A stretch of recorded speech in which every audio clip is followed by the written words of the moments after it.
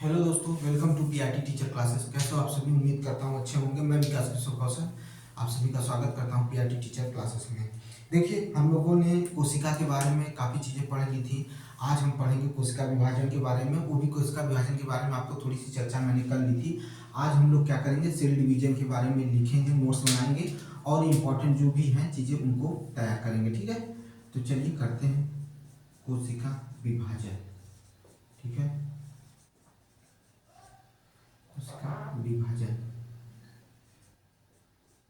ठीक है, कोशिका विभाजन, सेल डिवीजन। सेल डिवीजन के बारे में हम लोगों को क्या करना है, आज पढ़ना है। देखिए, एक चीज याद रखिएगा, आप भले ही जमाने या समाज के अनुसार पीछे हैं, लेकिन तैयारी इतनी अच्छी रखिए अपनी ना, कि जब भी मौका मिले तो समाज को पीछे छोड़ दीजिए, लोगों को पीछे छोड़कर आगे निकल जाइए। इतनी अच्छी तैयारी आप रखिए। ठीक है, आप इस चीज को याद रखिए, इस समय जो तैयारी हो रही है ना, एकदम कहते हैं ना कि युद्ध लेवल की तैयारी हो रही है। ठीक है, तो आप युद्ध लेवल की तैयारी करिए। इस समय जो बच्चे लगे हैं ना, वो सब कुछ त्याग कर लगे हुए हैं। उनको ना, कहते हैं कि न दोस्त की फिक्र, न गर्लफ्रेंड की फिक्र, न बॉयफ्रेंड की फिक्र, न फ्रेंड की फिक्र, किसी की फिक्र नहीं। न शादी की फिक्र, न कुछ की फिक्र नहीं, किसी की फिक्र नहीं। किसकी बारात जा रही, किसकी आ रही, किसी की नहीं। जो लड़कियां एकदम लगी हैं, कहते हैं कि एकदम युद्ध लेवल पर लगी ना, उनका उनको कोई फर्क नहीं पड़ रहा है कि उनको शादी करनी है, कि उनका मेकअप बिगड़ रहा है, कुछ नहीं। उनको सिर्फ एक जुनून छाया हुआ। उसी तरह से लड़के भी हैं, जो लगे हैं वो जुनून के साथ लगे। तो आप भी जुनून के साथ लगिए, मेहनत करिए, पढ़िए लिखिए। ठीक है, और ये जो चीज़ें हैं ना, ये मेकअप, ये दिखावा, ये सब कहे ना कि ये सब चीज़ें जमाने के लिए हैं, और जमाना आपको तब जानेगा जब आपकी नौकरी लगेगी। उससे पहले आपका ये सब चीज़ बेकार है, कोई फायदा नहीं है। तो उस चीज़ को ध्यान रखिए। ठीक है, तो चलिए शुरू करते हैं आज के सेशन में। आज के सेशन में समझने की कोशिश करिए। मैंने कहा कि कोशिका विभाजन, कोशिका विभाजन में क्या होता है। तो कोशिका विभाजन एक जो जननी कोशिका होती है, वो संतति कोशिका को जन्म देती है। ठीक है, यानी कोशिका, एक कोशिका से जब दो कोशिका या उससे अधिक कोशिकाओं का, नई कोशिकाओं का निर्माण होता है, तो इसी पूरी प्रक्रिया को क्या कहते हैं, कोशिका विभाजन कहते हैं। ठीक है, तो लिख सकते हैं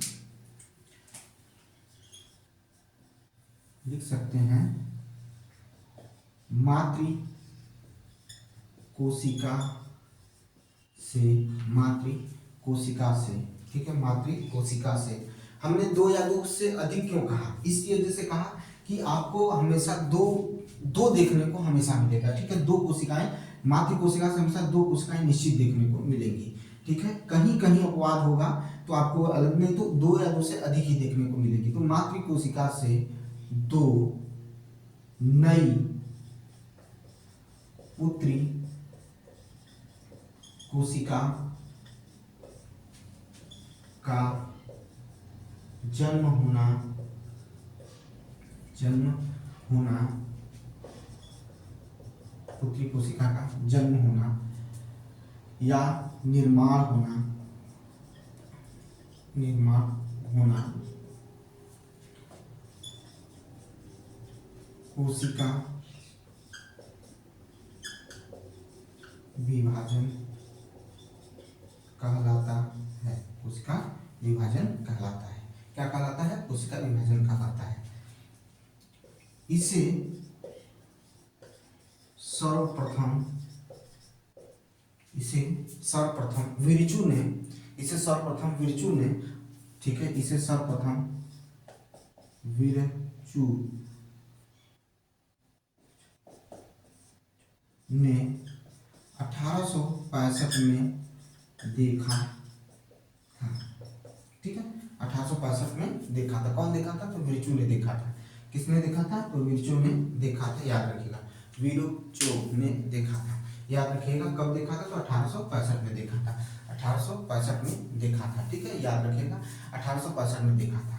कोशिका विभाजन तीन प्रकार की होती है। ठीक है, कोशिका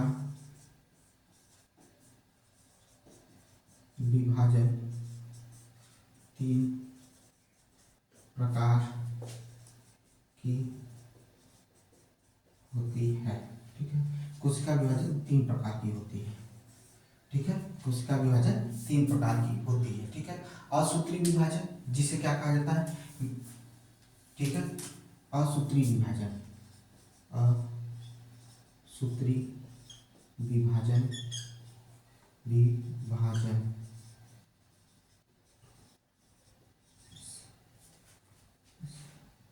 ठीक है। माइटोसिस डिवीजन,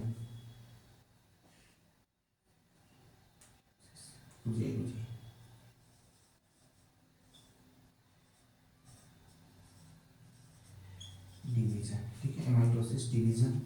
उसके बाद क्या होता है, असूत्री विभाजन के बाद क्या होगा, असूत्री विभाजन के बाद क्या होगा, तो समसूत्री विभाजन होगा। क्या होगा, समसूत्री विभाजन, ई नहीं रहेगा भाई, समसूत्री विभाजन ठीक है, समसूत्री विभाजन ठीक है, समसूत्री विभाजन, समसूत्री विभाजन ठीक है, समसूत्री विभाजन होगा ठीक है। माइटोसिस हो गया, समसूत्री विभाजन हो गया ठीक है, जिसे क्या कहेंगे, मिटोसिस कहेंगे। क्या कहेंगे, तो मिटोसिस ठीक है, डिवीजन, डिवीजन ठीक है। उसके बाद क्या आएगा आपका, आपका क्या आएगा, तो आएगा मियोसिस डिवीजन ठीक है। क्या आएगा, मियोसिस डिवीजन, जिसे असूत्री सॉरी अर्धसूत्री विभाजन कहते हैं। क्या कहते हैं, तो अर्धसूत्री विभाजन कहते हैं। क्या कहते हैं, अर्धसूत्री विभाजन कहते हैं, विभाजन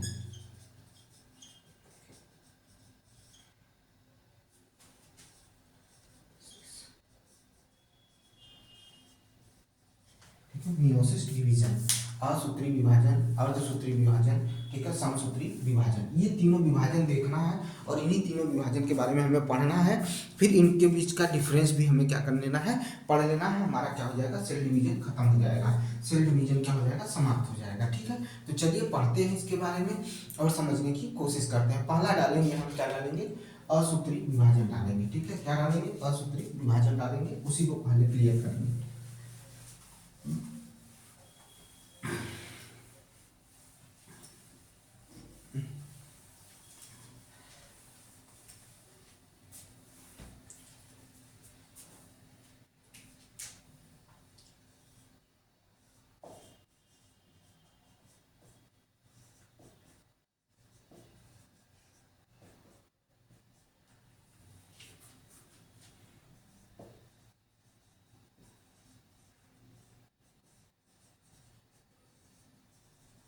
ठीक है, देखिए यह जो डिवीजन होता है, याद रखिएगा, यह जो डिवीजन आपको देखने को मिलेगा, इस डिवीजन को अगर हम देखेंगे तो कह सकते हैं कि इस डिवीजन का जो खोज हुआ था, इस डिवीजन को बताने वाले जो थे उनके बारे में अगर चर्चा करें, उनके बारे में चर्चा करें तो कह सकते हैं कि इस डिवीजन को जिन्होंने देखा था उन्होंने बताया कि यह डिवीजन जो है अति सूक्ष्म जो जीवाणु होते हैं ठीक है, या नीलहरी शैवाल होते हैं, कुछ प्रोटोजोआ होते हैं, या कहा सकता है कि विषाणुओं में होता है ठीक है। यानी इसका मतलब कहा गया कि यह जो विभाजन है, असूत्री विभाजन, असूत्री विभाजन का मतलब समझिए कि अगर इसे रिलेट करेंगे तो कह सकते हैं कि जो अति सूक्ष्म जीव होते हैं, जिनको हम नंगी आंखों से नहीं देख सकते हैं, उसमें ये विभाजन देखने को मिलता है ठीक है, उसमें ये विभाजन देखने को मिलता है, याद रखिएगा। तो कह सकते हैं कि यह विभाजन,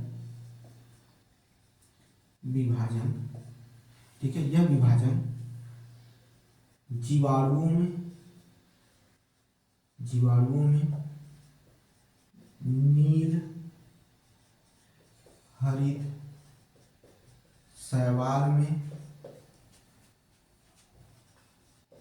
कुछ प्रोटोजोआ में, कुछ प्रोटोजोआ में ठीक है, यह विभाजन जीवाणुओं में, नीलहरी शैवाल में, कुछ प्रोटोजोआ में तथा विषाणु में, विषाणु में देखने को मिलता है, देखने को मिलता है ठीक है, देखने को मिलता है ठीक है।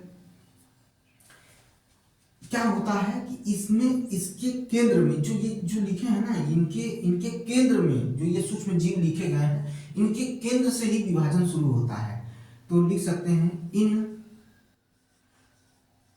सूक्ष्म जीवों के केंद्र से विभाजन की शुरुआत होती है, विभाजन की शुरुआत होती है, शुरुआत होती है, शुरुआत होती है। ठीक है, इनके केंद्र से क्या होती है, विभाजन की शुरुआत होती है। ठीक है, और प्रायः प्रायः प्रायः यह दो पुत्री कोशिकाओं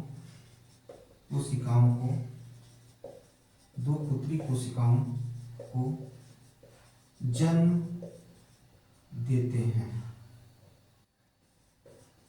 याद रखिएगा बच्चा जी, यह विभाजन जीवाणुओं, नीलहरित शैवाल, कुछ प्रोटोजोआ और विषाणु में देखने को मिलता है। इन सूक्ष्म जीवों के केंद्र से विभाजन की शुरुआत होती है। प्रायः यह दो पुत्री कोशिकाओं को जन्म देते हैं। भाई याद रखिएगा, दो पुत्री कोशिकाओं को जन्म देते हैं। ठीक है, केंद्र के विभाजन के साथ साथ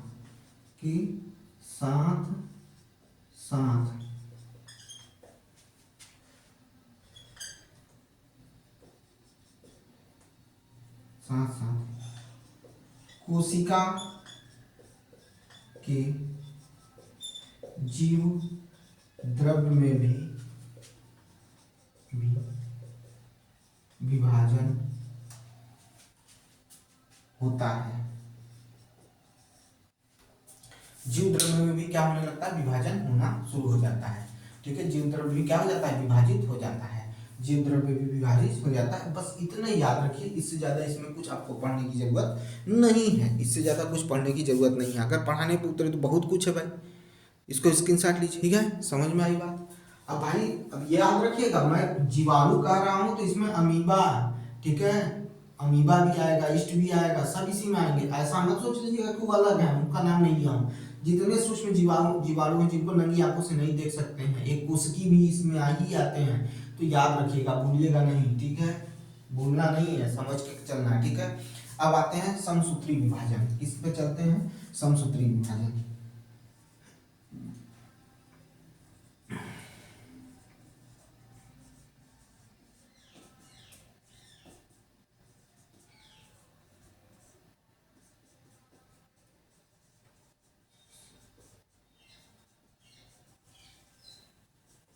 मिटोसिस डिवीजन समझिएगा, इसको भी समझने की जरूरत है आपको, इसको भी क्लियर करके रखिए, क्योंकि यहाँ से भी क्वेश्चन बनते हैं और ये थोड़ी सी जटिल प्रक्रिया है, इसको समझने की कोशिश करिएगा। समसूत्री विभाजन जो है, ठीक है, मिटोसिस डिवीजन जो है, इसकी खोज करने वाले वाल्टर फ्लेमिंग थे। कौन थे? Walter Fleming. वाल्टर फ्लेमिंग ने एक और की चीज की खोज की थी, पढ़िएगा, पिछले चैप्टर में पढ़ा हूँ, पिछली क्लास उठाकर देखिए। आप क्लास देखते ही नहीं है भाई, ठीक है, तो मत देखिए, जो भी है आपके सामने है भाई, पढ़ना हो पढ़िए, मत पढ़ना हो मत पढ़िए। ठीक है, आप खाली बस कहते हैं ना कि आपको दिखावा बहुत पसंद आता है, डिजिटल बोर्ड रहे या सब कुछ व्यवस्था रहे, तब भाई ये देखिए कि आपको कहाँ से प्रॉफिट होता है, वो चीज़ को आज लोग नहीं देखना चाहते हैं। ठीक है, तो छोड़िए, कोई नहीं। देखिए, कहते हैं कि मिटोसिस जो होता है, समसूत्री विभाजन जो होता है, जो समसूत्री विभाजन है, ये कहाँ देखने को मिलता है, इस चीज को समझिएगा। समसूत्री विभाजन जो है वो पहली बार जो देखने वाले थे तो वाल्टर फ्लेमिंग थे। कौन थे? वाल्टर फ्लेमिंग थे। और वाल्टर फ्लेमिंग ने कब इसको देखा था? ठीक है, कब इसको देखा था? तो 1879 में देखा था। कब देखा था? 1879 में देखा था। ठीक है, 1879 में इसको देखा था। कौन देखा था? वाल्टर फ्लेमिंग ने देखा था। जिसके फलस्वरूप इसमें एक मातृ कोशिका दो पुत्री कोशिका का निर्माण करती है। प्रत्येक पुत्री कोशिका में गुणसूत्रों की संख्या मातृ संख्या के, यानी मातृ के गुणसूत्रों की संख्या के क्या होता है? बराबर होता है। फिर से सुनिएगा मैं क्या कह रहा हूँ। मैं ये कह रहा हूँ कि इसकी खोज वाल्टर फ्लेमिंग ने 1879 में किया था। ठीक है, पहली चीज 1879। ठीक है, उसके बाद कहा कि इसमें जो मातृ कोशिका होती है, प्रत्येक मातृ कोशिका दो पुत्री कोशिका का जन्म देती है, और प्रत्येक मातृ कोशिका में जितने गुणसूत्र होते हैं उतने ही गुणसूत्र पुत्री कोशिका में भी पाए जाते हैं। यानी गुणसूत्रों की संख्या मातृ कोशिका और संतति कोशिका या पुत्री कोशिका में क्या होती है? बराबर होती है। ठीक है, क्या होती है? बराबर होती है। ठीक है, समझ में आई बात भाई, बराबर होती है। क्लियर है, समझ गए हैं, समझ गए हैं। तो चलिए पहले इसको लिख लेते हैं, फिर आगे लिखते हैं। इस विभाजन की खोज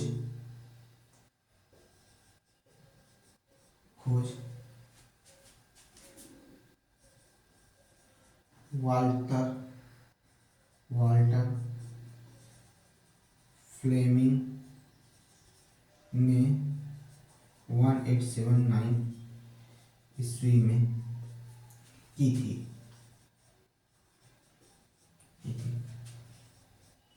इस विभाजन के परिणाम स्वरूप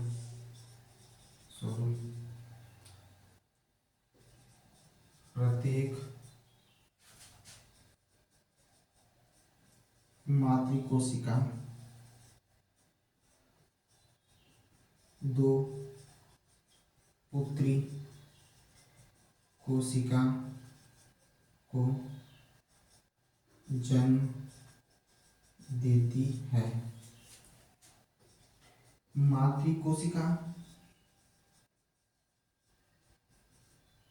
तथा पुत्री कोशिका में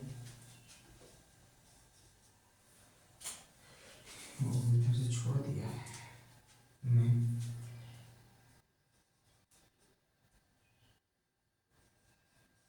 गुणसूत्रों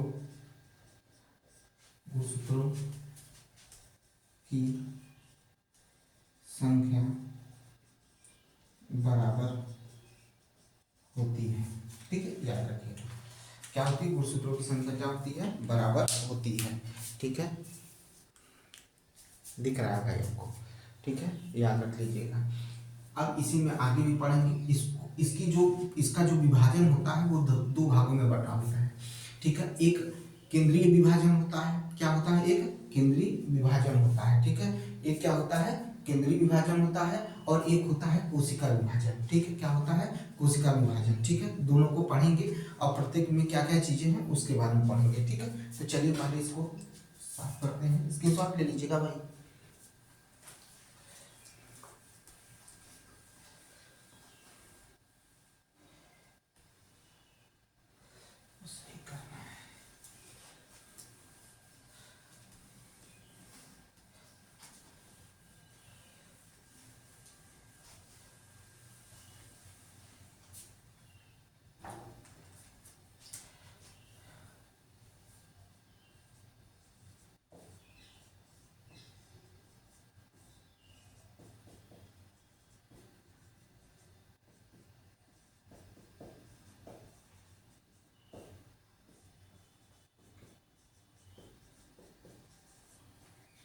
समसूत्री विभाजन दो भागों में बटे होते हैं। समसूत्री विभाजन दो भागों में बटे होते हैं। गलत लिख दिए थे, विभाजन दो भागों में बटे होते हैं। दो भागों में बटे होते हैं।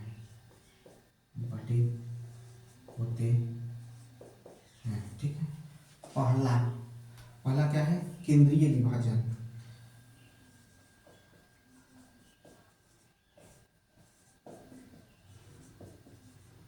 इसके बाद ही पूरी तरह से इसके बाद जो होता है, पहले केंद्रीय विभाजन यानी केंद्रक का विभाजन के बाद ही कोशिका का विभाजन शुरू होता है। ठीक है, याद रखिएगा, कोशिका का विभाजन शुरू होता है।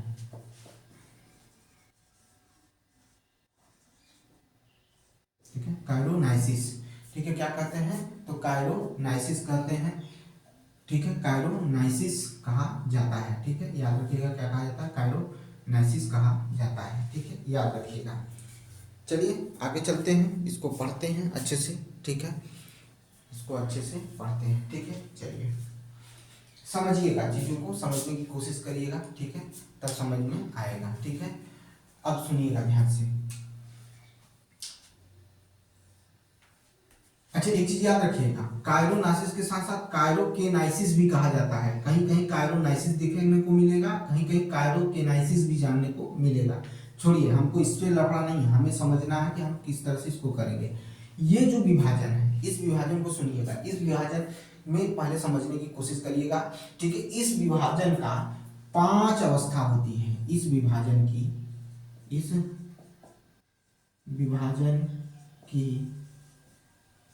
5 अवस्था होती है, इस विभाजन की 5 अवस्था होती है, ठीक है। इस विभाजन की 5 अवस्था होती है, ठीक है। इस विभाजन की क्या होती है? 5 अवस्था होती है, ठीक है। क्या होती है? 5 अवस्था होती है, याद रखिएगा। इस विभाजन की 5 अवस्था होती है, जिसमें से पहला कौन है, सबके बारे में पढ़ेंगे। पहला अवस्था पढ़ने चल रहे हैं, याद रखिएगा। इसे कहा जाता है अंतरावस्था। क्या कहा जाता है? अंतरावस्था, ठीक है। अंतरावस्था या अंतरावस्था, अंतरावस्था, या क्या कह सकते हैं अंतरावस्था के अलावा? विरामावस्था, विरामावस्था, ठीक है। इसी को इंटरफेज भी कहते हैं, इंटरफेज या इंट्राफेज भी कहते हैं, ठीक है। इंट्राफेज भी कहते हैं और इंटरफेज भी कहते हैं। विरामावस्था या अंतरावस्था कहा जाता है, ठीक है। ध्यान से सुनिएगा, ध्यान से समझने की कोशिश करिएगा, फिर आगे की तरफ बढ़ेंगे कि शुरुआत कहाँ से होती है, ठीक है। यह विभाजन के पूर्व की अवस्था है, विभाजन के पूर्व की अवस्था है, ठीक है। कहते हैं कि जैसे कोई भी काम शुरू होता है तो उसके पहले ही कुछ चीजें ऐसी होती हैं जिससे उस कार्य की शुरुआत होती है। तो उसी तरह से ये विभाजन के पहले की अवस्था है, जिसके कारण ही विभाजन शुरू होता है। ये विभाजन करने की शुरुआत करने से पहले की प्रक्रिया है, मतलब विभाजन के शुरू होने से पहले की प्रक्रिया है। दिमाग में बैठाइए, विरामावस्था अंतरावस्था का मतलब समझिए कि यह विभाजन से शुरू होने की पहले की प्रक्रिया है, यानी ये वो कारण बन जाएंगे जिसकी वजह से विभाजन शुरू हो जाएगा। लेकिन इस अवस्था में पूछ सकता है कि निम्नलिखित में से समसूत्री विभाजन में समसूत्री विभाजन को 2 भागों में बांटा गया है और उसमें केंद्र विभाजन में या केंद्रीय विभाजन में पहली अवस्था जो होती है उसमें क्या देखने को मिलता है, या कह सकता है कि निम्न में से 5 में से किसमें, या कहा जा सकता है कि किसमें विभाजन के पहले की अवस्था है। तो आपका अंतरावस्था या क्या कहा जा सकता है? विरामावस्था कहा जाता है। विरामा का मतलब होता है रुके रहो, आराम से रुको, ठीक है। यहाँ पर वो चीजें होने वाली है लेकिन रुक कर होने वाली है, तो ये विरामावस्था होता है, ठीक है। ये क्या होता है? विरामा अवस्था होता है, ठीक है। क्या होता है? विरामा अवस्था होता है, ठीक है। यह अवस्था विभाजन के पूर्व की अवस्था है, यह अवस्था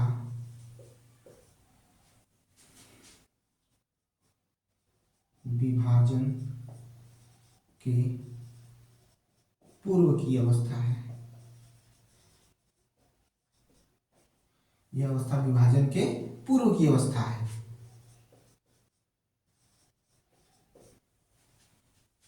इस अवस्था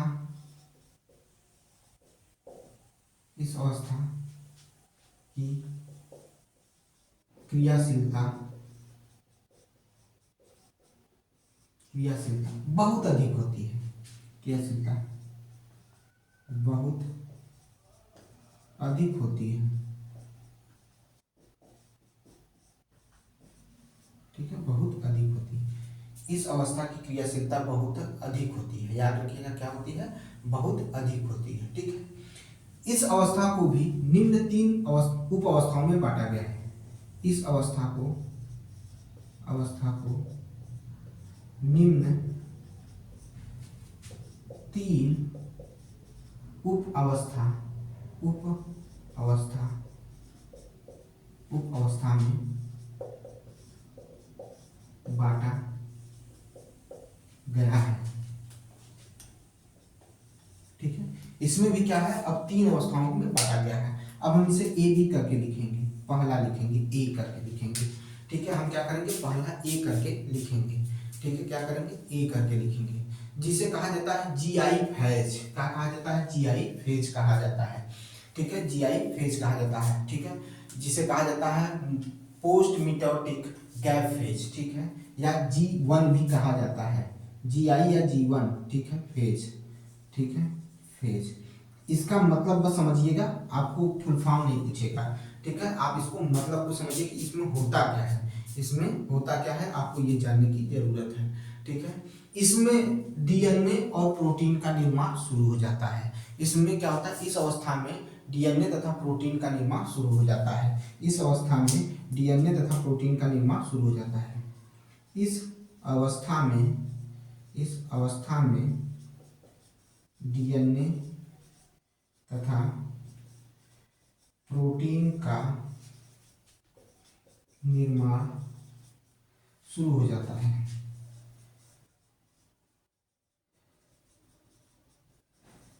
शुरू हो जाता है डीएनए तथा प्रोटीन का निर्माण शुरू हो जाता है। इस अवस्था में डीएनए तथा प्रोटीन का निर्माण शुरू हो जाता है। ठीक है, डीएनए तथा प्रोटीन का निर्माण शुरू हो जाता है। ठीक है, याद रहेगा भाई, डीएनए तथा प्रोटीन का निर्माण शुरू हो जाता है इस अवस्था में। ठीक है, इस अवस्था में डीएनए तथा प्रोटीन का निर्माण शुरू हो जाता है। इसका स्क्रीनशॉट ले लीजिए तो हम इसको आगे बढ़े। ठीक है, चलिए आगे बढ़ते हैं, स्क्रीनशॉट ले लीजिएगा।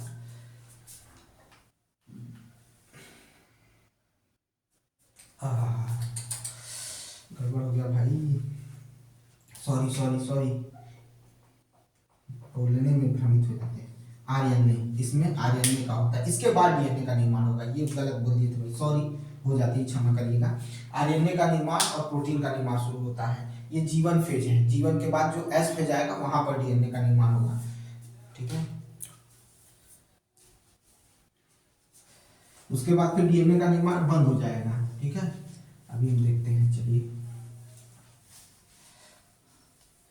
ठीक है, अब पढ़ेंगे हम लोग एस फेज। क्या पढ़ेंगे? एस फेज को पढ़ेंगे। क्या पढ़ेंगे? एस फेज को पढ़ेंगे। ये बी है, एस फेज। ठीक है, एस फेज को पढ़ेंगे। एस फेज के बारे में पढ़ेंगे। इसमें क्या होता है? डीएनए का संश्लेषण शुरू होता है या डीएनए का निर्माण होना शुरू हो जाता है। किसमें? एस फेज में। किसमें होता है? तो एस फेज में क्या होता है? डीएनए का क्या हो जाता है? संश्लेषण होता है। ठीक है, क्या होता है? डीएनए का संश्लेषण होता है। इसमें डीएनए का संश्लेषण होता है।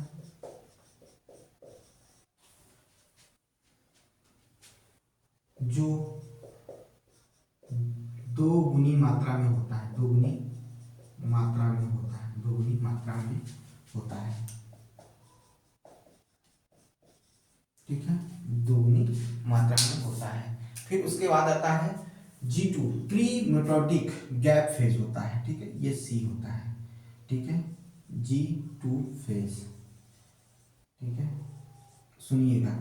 जीवन फेज में हमने क्या बताया? आरएनए तथा प्रोटीन का निर्माण होता है। जहां पर हमने डीएनए लिख दिया था गलती से, वहां आरएनए और प्रोटीन का निर्माण होता है। एस फेज में क्या होता है? डीएनए का निर्माण होता है। ठीक है, लेकिन जो G2 होता है, ठीक है, G2 में क्या हो जाता है? डीएनए का संश्लेषण, मैंने कहा, रुक जाता है। डीएनए का संश्लेषण होना रुक जाता है। ठीक है, परंतु आरएनए तथा प्रोटीन का संश्लेषण होता रहता है। ठीक है, तो हमने कहा कि इसमें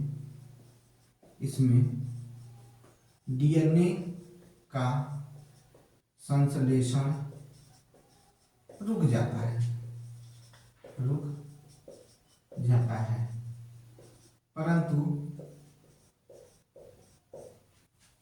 परंतु आरएनए व प्रोटीन का संश्लेषण होता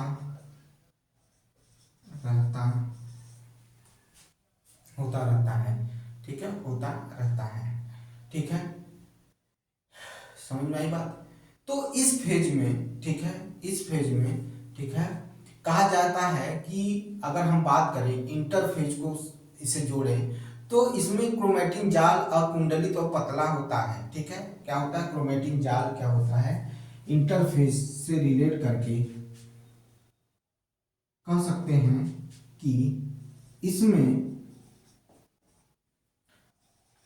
क्रोमैटिन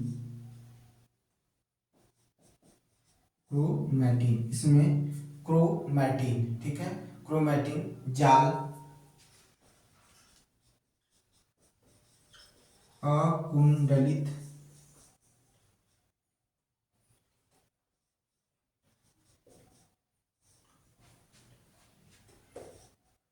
तथा पतला होता है।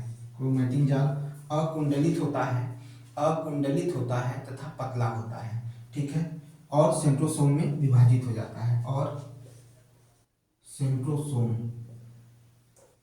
पतला है, सेंट्रोसोम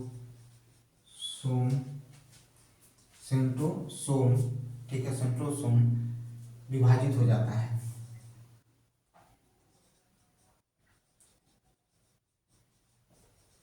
हो जाता है, सेंट्रोसोम क्या हो जाता है, विभाजित हो जाता है, याद रखिएगा, क्या हो जाता है, सेंट्रोसोम विभाजित हो जाता है। ये तीन जो है पहली अवस्था में देखने को मिला, तीन जो है पहली अवस्था में देखने को मिला, ठीक है, याद रखिएगा, जिसे हम अंतरावस्था या विरामावस्था कहते हैं, उसमें हमको देखने को मिला G1 फेज, S फेज और G2 फेज देखने को मिला। अब हमारा विरामावस्था अंतरावस्था समझ में आ गया हो तो प्रोफेज पढ़ने चलते हैं। प्रोफेज ही ऐसी अवस्था है जिसमें विभाजन की शुरुआत हो जाती है, इसी में तो असली विभाजन तो प्रोफेज में ही होता है, असली विभाजन जो देखने को मिलेगा आपको प्रोफेज में ही देखने को मिलेगा, ठीक है, प्रोफेज में ही वास्तविक विभाजन शुरू होता है। और उस समय में क्रोमैटिन के साथ क्या होता है, फिर क्रोमोसोम्स क्या करते हैं, सारी की चर्चा होगी और सारे को हम क्या करेंगे, लिखेंगे, ठीक है, क्या करेंगे, लिखेंगे, ठीक है। तो चलिए पहले इसको देख लीजिए, अब आगे चलते हैं।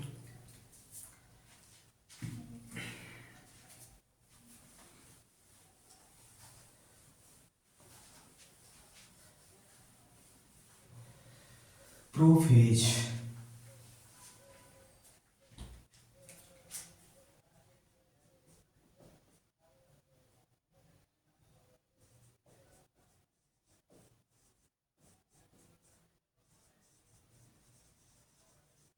प्रोफेज किसके बारे में पढ़ेंगे, प्रोफेज के बारे में पढ़ेंगे, ठीक है।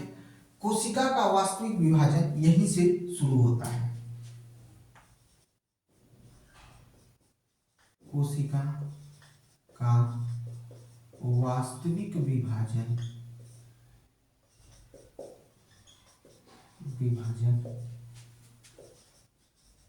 यहीं से शुरू होता है, शुरू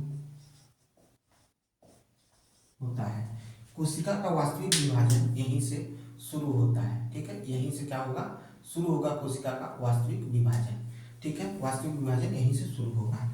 इसमें जो क्रोमैटिन है, इसमें जो क्रोमैटिन है, ठीक है, वो जाल के रूप में होता है, छोटा होता है और मोटे होकर गुणसूत्र बनाते हैं। भाई हमने आपसे चर्चा क्रोमैटिन के बारे में कर रखा है, केंद्रक में क्या पाया जाता है और किस तरह से ये रहता है, तो हम लिख रहे हैं कि इसमें जो क्रोमैटिन होता है, इसमें जो क्रोमैटिन होता है वह छोटा, ठीक है, वो क्या होता है, छोटा, ठीक है, छोटा व मोटा जाल के रूप में, जाल के रूप में मोटा व जाल के रूप में गुणसूत्र बनाते हैं, जाल के रूप में गुणसूत्र बनाते हैं, गुणसूत्र बनाते हैं, जाल के रूप में क्या बनाते हैं, गुणसूत्र को बनाते हैं, ठीक है भाई, दिखाई दे रहा है।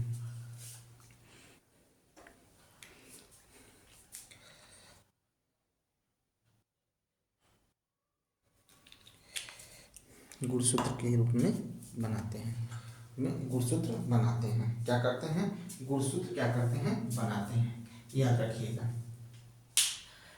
अब आगे क्या होगा, जब ये गुणसूत्र बना लेंगे तो क्रोमोसोम दो अर्ध भागों में बट जाता है, ठीक है, क्या होता है, क्रोमोसोम जो होता है दो अर्ध भागों में बट जाता है, क्रोमोसोम, इसके बाद क्रोमोसोम, भाई अगर क्रोमैटिन और क्रोमोसोम नहीं समझ में आया है तो पिछली कक्षाओं में जाकर जो क्लास लिए हैं उसमें पढ़ लीजिए, समझ में आ जाएगा। इसके बाद क्रोमोसोम्स दो भागों में बट जाता है, दो भागों में क्या हो जाता है, बट जाता है, ठीक है, बढ़ जाता है, परंतु एक छोटे से बिंदु, एक छोटे से बिंदु द्वारा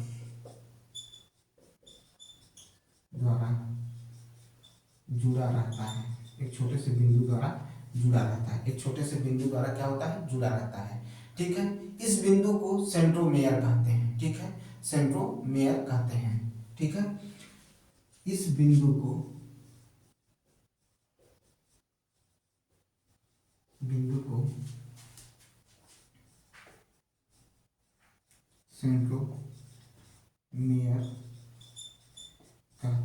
सेंट्रोमेयर कहते हैं। इस बिंदु को सेंट्रोमेयर कहते हैं तथा इस पूरी संरचना इस पूरी संरचना को क्रोमैटिड कहते हैं।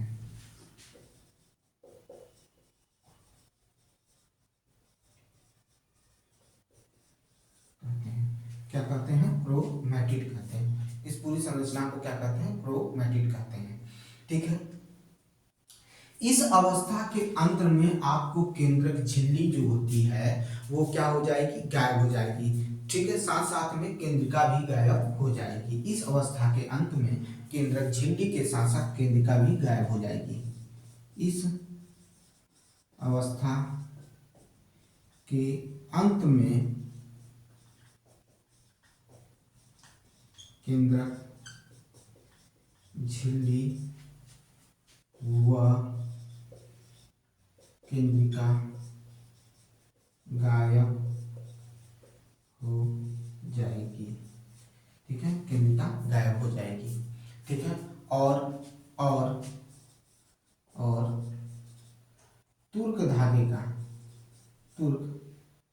का स्पाइंडल फाइबर का, तुर्क धागे यानी स्पाइंडल फाइबर का निर्माण करती है,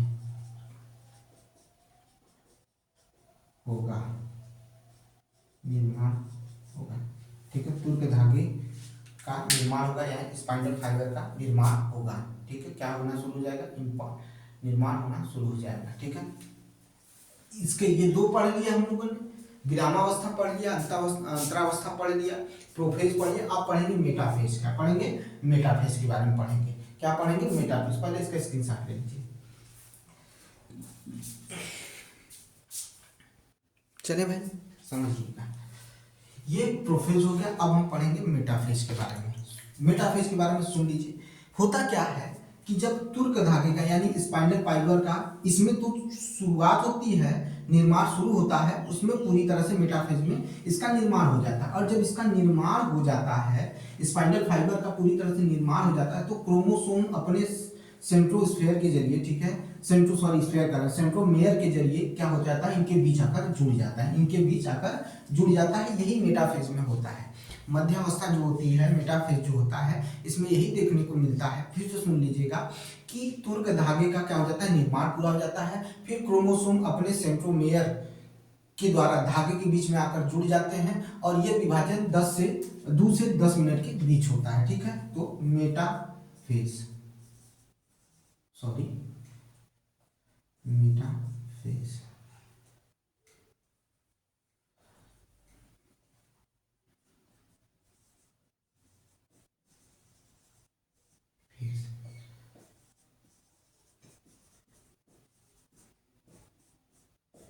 मध्यावस्था, मेटाफेज। ठीक है, मेटाफेज।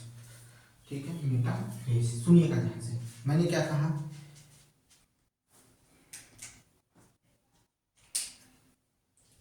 इस अवस्था में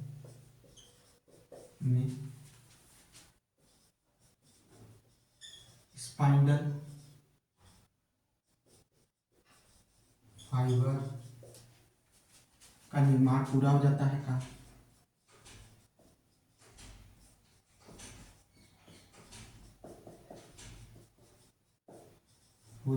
निर्माण पूरा हो जाता है। इस अवस्था में स्पाइंडल फाइबर का निर्माण पूरा हो जाता है।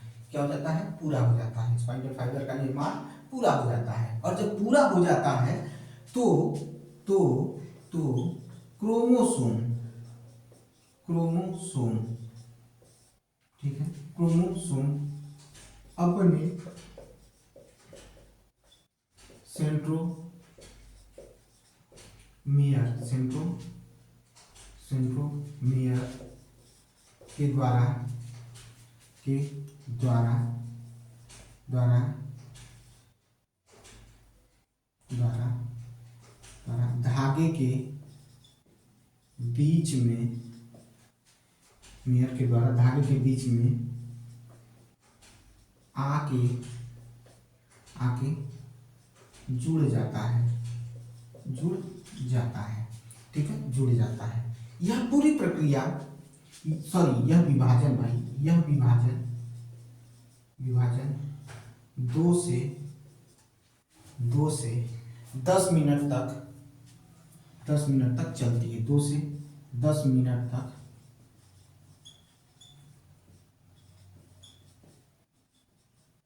चलती। ये हो गया आपका मेटाफेज। अब हम क्या पढ़ेंगे, एनाफेज पढ़ेंगे। क्या पढ़ेंगे, एनाफेज।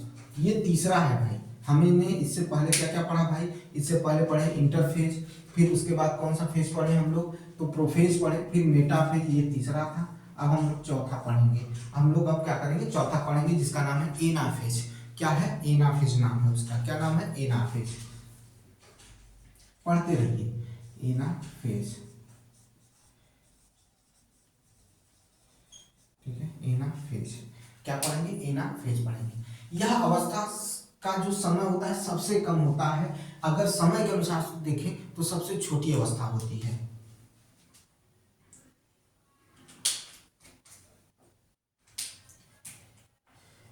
विभाजन की यह अवस्था,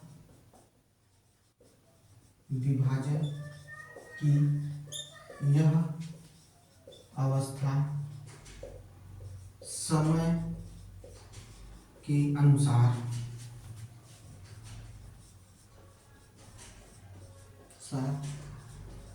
सबसे छोटी होती है। लगभग 2 से 3 मिनट,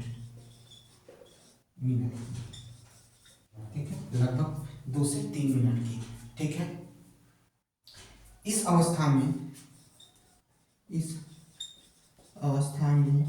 जो सेंट्रोमेयर था वो क्या हो जाता है, विभाजित हो जाता है। इस अवस्था में सेंट्रोमेयर विभाजित हो जाता है। सेंट्रोमेयर क्या हो जाता है, विभाजित हो जाता है। सेंट्रोमेयर क्या हो जाता है, विभाजित हो जाता है, ठीक है। सेंट्रोमेयर क्या हो जाता है, विभाजित हो जाता है, ठीक है। और प्रत्येक गुणसूत्र दोनों, ठीक है, क्रोमैटिक सेंट्रोसोम से विभाजन के कारण अलग हो जाते हैं। अगर हम लिखें इसको और सरल लिखें तो लिख सकते हैं, इसी कारण, इस कारण, इसके विभाजन के कारण, इसी कारण गुणसूत्र का विभाजन हो जाता है। आराम से, कोई जरूरत नहीं है उतना बड़ा लिखने की, विभाजन हो जाता है। इसी कारण गुणसूत्र का विभाजन हो जाता है। क्या हो जाता है, गुणसूत्र का विभाजन हो जाता है, ठीक है। और विभाजन होते ही गुणसूत्र, ठीक है, गुणसूत्र दोनों ध्रुवों की तरफ चले जाते हैं। दोनों ध्रुवों की तरफ चले जाते हैं, ठीक है, दोनों ध्रुवों की तरफ चले जाते हैं, ठीक है। इसके बाद आता है, हमने पढ़ा था क्या कहते हैं उसको, प्रोफेज। प्रोफेज का जस्ट उल्टा हो जाता है अगला वाला, जो प्रोफेज का क्या होता है, जस्ट उल्टा होता है, टेलोफेज। ये क्या होता है, प्रोफेज की जस्ट उल्टी अवस्था होती है। उसमें क्या होता था भाई, जुड़ते थे, ठीक है। अब इसमें अलग होना शुरू हो जाएंगे। देखिए क्या हो जाएंगे, उसमें क्रोमोसोम्स मोटे होते थे, इसमें पतले हो जाएंगे, ठीक है। उसमें क्या होते थे, मोटे होते थे, इसमें पतले हो जाते हैं, ठीक है। चलिए आगे देखते हैं। वहां पर केंद्रक का क्या होना शुरू हुआ था, विभाजन शुरू हुआ था। यहाँ केंद्रक का क्या हो जाएगा, बनना शुरू हो जाएगा। नए नए 2 केंद्र बन जाएंगे, 2 केंद्रक बनेंगे। चलिए देखते हैं।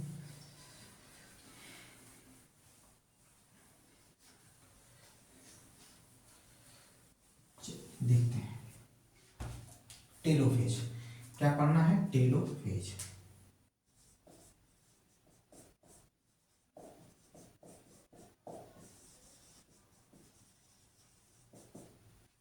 टेलोफेज, ठीक है।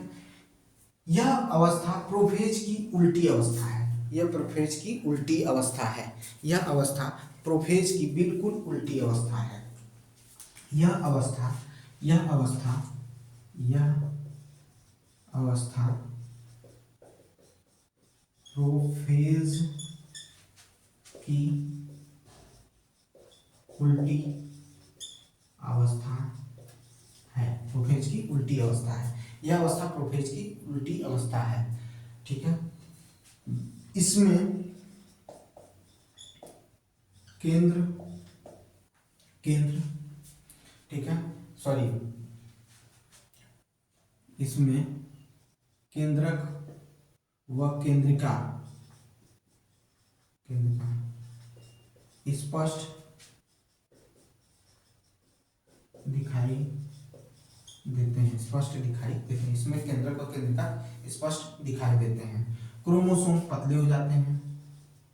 क्रोमोसोम पतले हो जाते हैं। पतले हो जाते हैं। क्रोमोसोम क्या हो जाते हैं? पतले हो जाते हैं। इसमें क्या होते हैं? क्रोमोसोम पतले हो जाते हैं, ठीक है। क्रोमोसोम पतले हो जाते हैं तथा स्पाइंडल फाइबर नष्ट हो जाता है। वहां बन रहा था, वहां निर्माण शुरू हुआ था कि निर्माण शुरुआत हो गई थी, यहाँ स्पाइंडल फाइबर नष्ट हो जाता है। नष्ट हो जाता है तथा केंद्रक का पूरी तरह से विभाजन हो जाता है। विभाजन हो जाता है। इसका मतलब समझिएगा, इसमें क्या होगा? केंद्रक, अब दो नए केंद्रक का विभाजन हो जाएगा। नए नए केंद्रक आपको दिखाई देंगे, ठीक है। ये रहा आपका क्या? केंद्रक विभाजन। अब केंद्र अंदर का विभाजन हो गया, अब कोशिका का विभाजन होगा, ठीक है। जिसे क्या कहेंगे? साइटोनाइसिस कहेंगे। क्या कहेंगे? साइटोकेनाइसिस कहेंगे, या साइटोनाइसिस भी कहा जाता है, साइटोकेनाइसिस भी कहा जाता है। चलिए देखते हैं साइटोकेनाइसिस। हम क्या पढ़ते हैं? ये 5 फेज पढ़ लिए हम लोगों ने। ये 5 फेज पढ़ लिया तो हमने कहा था, शुरुआत में ही कहा था, जो आपका समसूत्री विभाजन है वो 2 भागों में बटा है। तो पहले में 5 भाग थे, उसमें भी पहले वाले में जो विरामावस्था था उसमें 3 उप अवस्था थी, उसके बाद 5 अवस्था पढ़े। अब हम पढ़ रहे हैं कि 2 भाग में है, तो लास्ट पढ़ रहे हैं इसका, क्योंकि हमने पढ़ लिया था, ठीक है। कोशिका विभाजन पढ़ लिया था, केंद्रक विभाजन पढ़ लिया था। अब हम पढ़ेंगे साइटोकेनाइसिस पढ़ेंगे, यानी कोशिका का विभाजन हो जाएगा केंद्रक विभाजन के बाद, ठीक है।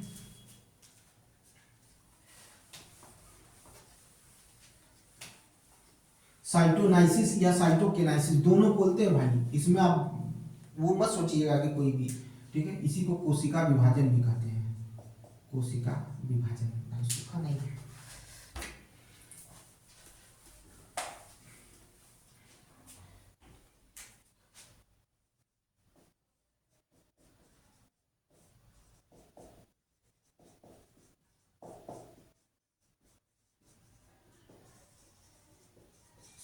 साइटोकिनेसिस या साइटोकाइनेसिस भी कहा जाता है, ठीक है।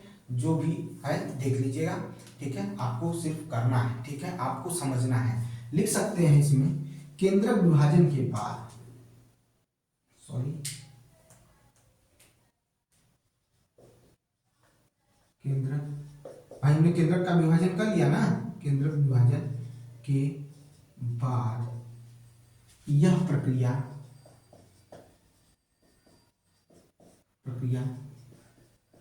शुरू होती है, जिसमें कोशिका विभाजन होता है। जिसमें कोशिका विभाजन होता है, जिसमें क्या होता है? कोशिका विभाजन होता है, ठीक है। कोशिका का विभाजन होता है, ठीक है। और इसी प्रकार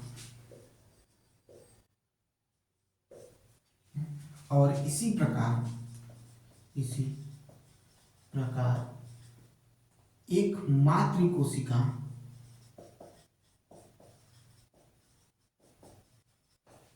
कोशिका दो पुत्री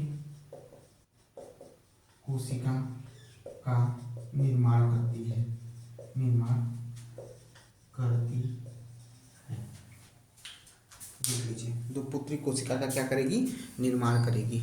इसको लिख लीजिए। यहाँ पर पूरा होता है आपका समसूत्री विभाजन। क्या पूरा होता है, समसूत्री विभाजन पूरा होता है।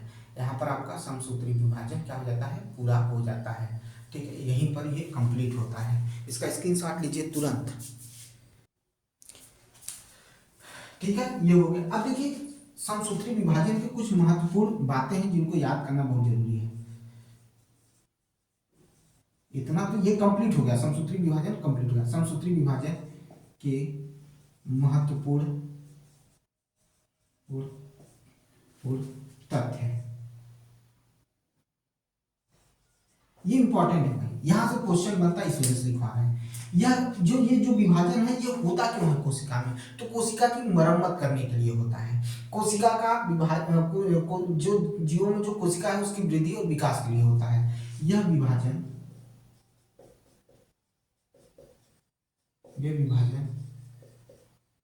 कोशिका की वृद्धि व विकास के लिए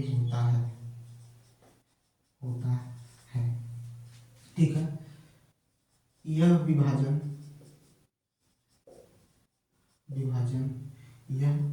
इंपॉर्टेंट है, ये इंपॉर्टेंट है, याद रखिएगा। ठीक है, यह विभाजन शरीर की मरम्मत के लिए होता है। ठीक है, यही विभाजन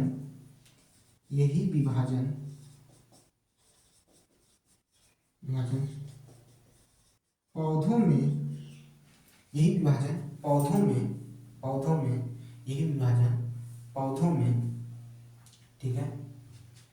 में, ठीक है, साइटोकाइनेसिस की जगह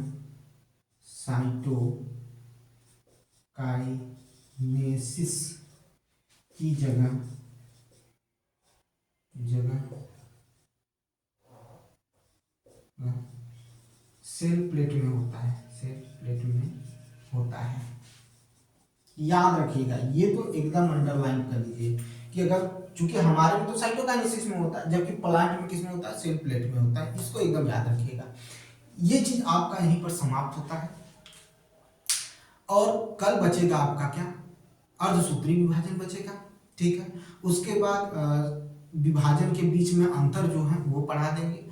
कुछ इंपॉर्टेंट टॉप मतलब पॉइंट्स इसमें वो लिखवा देंगे जहां से क्वेश्चन का मतलब एग्जाम में क्वेश्चन आता है, वहां लिखवा देंगे। ये चैप्टर पूरी तरह कंप्लीट हो जाएगा। और कल ही शाम को, मैं आज ही कह देता हूँ, कल ही शाम को आपको 5 बजे इस पर क्वेश्चंस मिल जाएंगे। और भी ऑनलाइन आऊंगा 5 बजे। जितने लोग देख रहे हैं 5 बजे के लगभग आप हमसे मिलिएगा। ठीक है, 5 बजे के लगभग मिलेगा। अगर कोई समय में परिवर्तन होता है, क्योंकि भाई मैं अकेले ही सब कुछ करता हूँ, अकेले वीडियो बनाना, एडिटिंग करना, कोई प्रॉब्लम होती, बाहर क्लास लेने भी जाता हूँ, तो अगर कोई चीज़ें होंगी तो कल सुबह ही समय चेंज कर दूंगा। वैसे समय चेंज होने की संभावना बहुत कम है। तो इसी पर समाप्त करते हैं, कल मिलते हैं आपसे। और ज़्यादा से ज़्यादा लाइक करिए, शेयर करिए, सब्सक्राइब करिए मेरे चैनल को। मिलते हैं नेक्स्ट वीडियो में। बहुत बहुत धन्यवाद।